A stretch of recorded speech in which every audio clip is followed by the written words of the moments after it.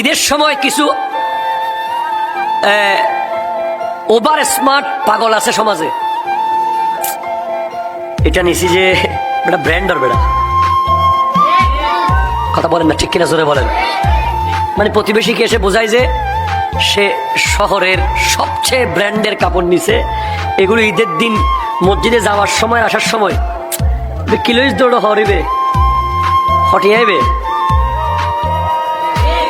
আছে না নাই?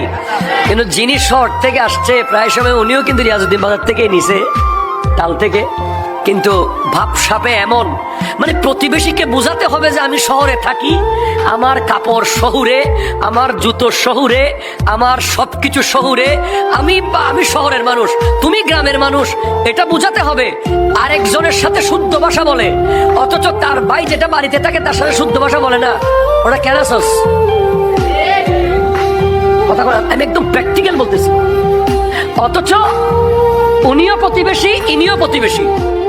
একজন শহরে থাকে, একজন গ্রামে থাকে। শহরে যিনি থাকে ওনাকে শুদ্ধ ভাষায় কেমন আছো, তোমার আম্মুরা আসছে, ভালো আছো? আর তার সাথে আরেকজন পাশে যে আছে ওরা হরদর।